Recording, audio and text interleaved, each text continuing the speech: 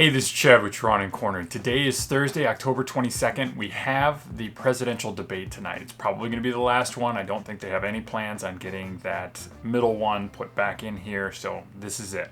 This is the end. What I expect is going to happen here is Trump reverses course from the first one, where he was essentially just sort of browbeating Joe Biden. It looked as though in the first one, he didn't really want a moderator as much as he just wanted to go toe-to-toe in an argument with Joe Biden. Obviously, Joe Biden wasn't open to that. Chris Wallace, the initial moderator, wasn't open to that. So, and to be fair, that's not the way typically that debates go. They are a lot more formalized. They're a lot more segmented, mostly so that it's watchable and not just a constant back and forth, and there are actual topics that are covered instead of just sort of stream of consciousness argument.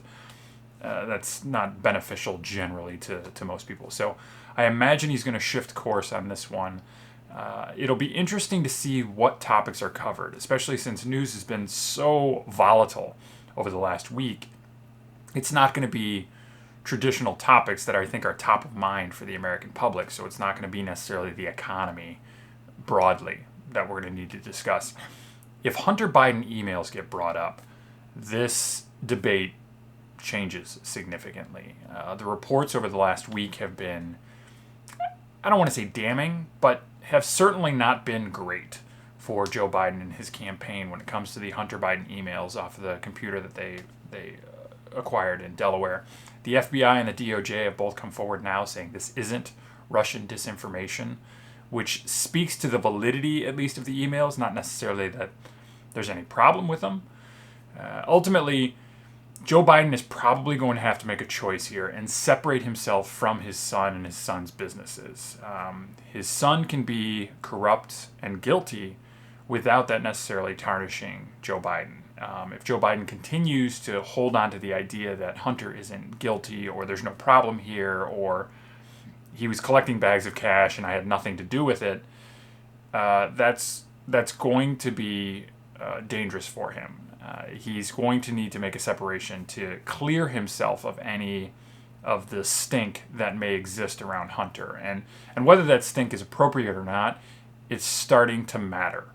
And as we near the polls, that's not a situation that you want to be in. So I'll be curious, one, if that's brought up at all, and two, if Joe Biden makes that distinction tonight, that this is separate from him. This is not a part of anything he's involved in. It's the good play. We'll see what he does. They are also muting mics tonight, which I think is going to provide some pretty interesting moments when Trump, is going to want to get back in there. He's going to want to talk to him. I believe it's only during the initial rebuttal period and the initial period, so there will be the opportunity for back and forth. It just won't be all the time, and I think it will be in control by the moderator, which adds another interesting element that any choices that moderator makes to mute those mics is going to be perceived as bias one way or the other. So we'll see how that works out. This whole debate is going to be centered around whether or not Donald Trump can make up the losses that he's got in battlegrounds right now. And obviously, polls are not a great place to figure this out, especially with shy Trump voters, as they call them.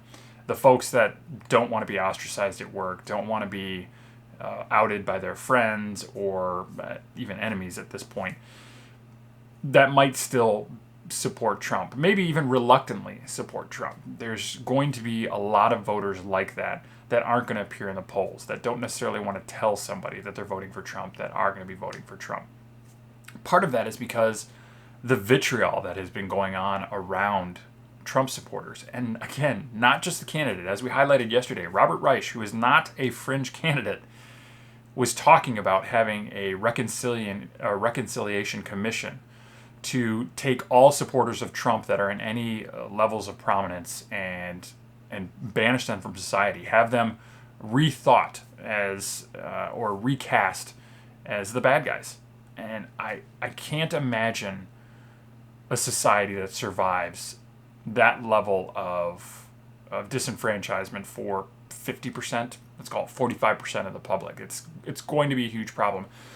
You've got folks like Barack Obama and Michelle Obama and other Democrats saying that Vote like your life depends on it, because it does. Like, these are the sort of things that establish a good and evil category in your politics that is not beneficial for anybody, and especially not beneficial once Trump either gets reelected or gets bounced from office. Like, the bad feelings about people's ideology will continue long after Trump is gone, and I don't know that that's going to be a great feeling regardless of who wins this. And it's going to be something that's covered tonight in the debate, I'm sure, because of how visceral this reaction has been on both sides. So we'll see how that is covered. If there is any sort of unifying message, or anybody that's willing to say, hey, I don't care who you support, we're going to get through this together, all of us.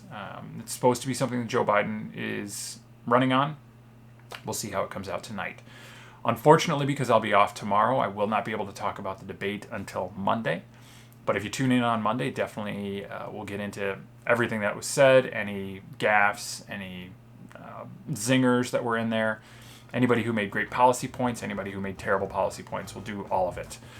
Thank you very much for watching. If you like what you're hearing here, subscribe to the podcast, subscribe to the YouTube channel. If you have any questions for me, you can reach me at Drawn and Cornered. That's Drawn, A-N-D, Cornered @gmail.com, or you can leave a comment down below and I will get to you as soon as I can. Thanks a lot.